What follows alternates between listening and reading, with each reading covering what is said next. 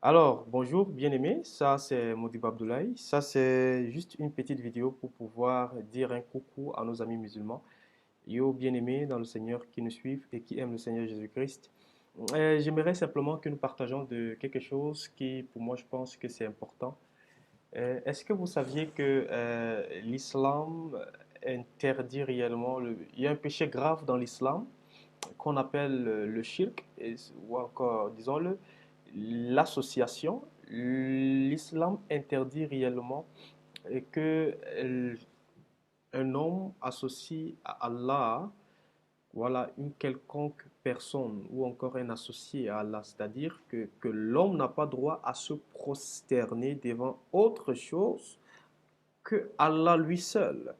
Et dans le fait que j'amène ma prosternation ou encore mon adoration, mes prières à une autre personne à part Allah, m'inscrit dans la liste des personnes les plus haïes de Allah ou encore la liste des personnes que Allah ne pourrait jamais, mais alors jamais pardonner. Vous savez, quand vous lisez dans la sourate 31, je ne sais pas si je peux le lire pour nous tous ici, la sourate 31, verset 13, la sourate 39, verset 74 à 66.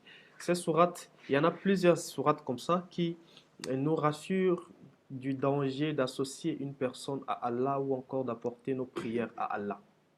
Je pense que ce point est très clair pour tout le monde. Mais maintenant, regardez où se trouve le problème.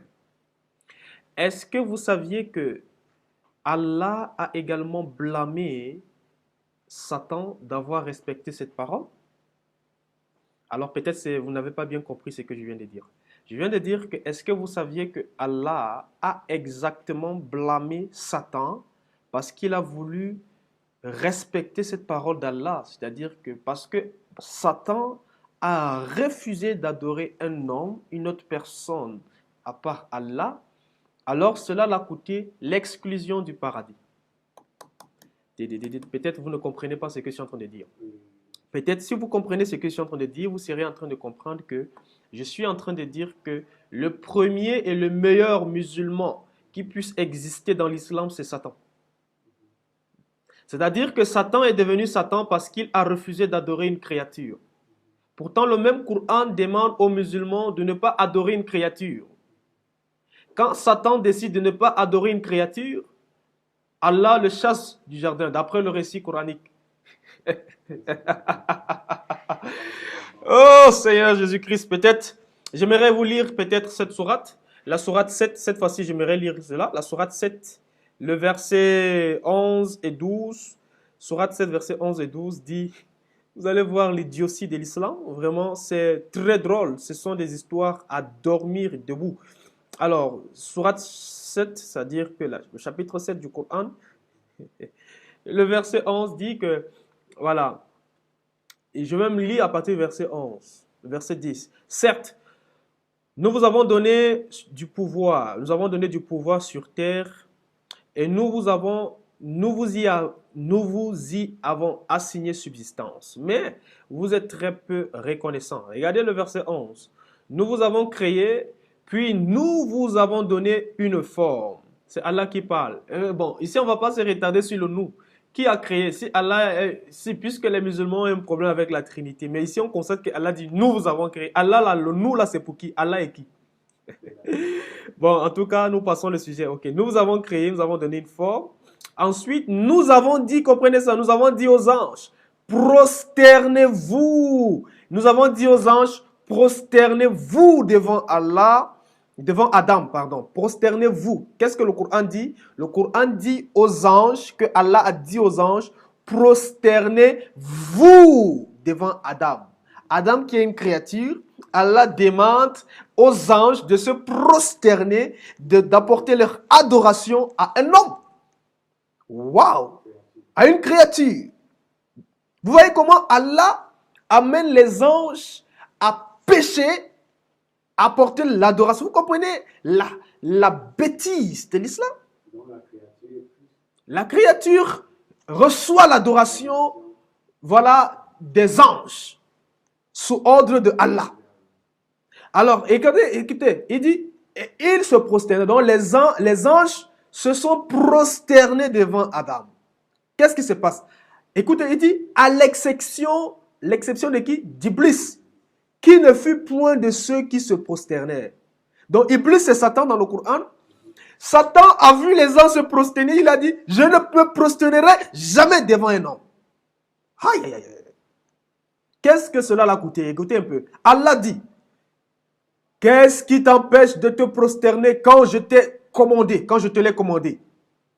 Alors, à lui de répondre, il répondit, je suis meilleur que lui. Tu m'as créé de feu alors que tu l'as créé d'argile.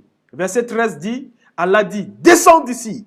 Tu n'as pas à t'enfler d'orgueil ici. Sors, sors. Te voilà parmi les méprisés. Accorde-moi un délai, dit Satan, jusqu'au jour où ils seront ressuscités. Allah dit, tu es de ceux à qui délai est accordé. Puisque tu m'as mis en erreur, dit Satan, écoute ça, écoute ce que Satan dit.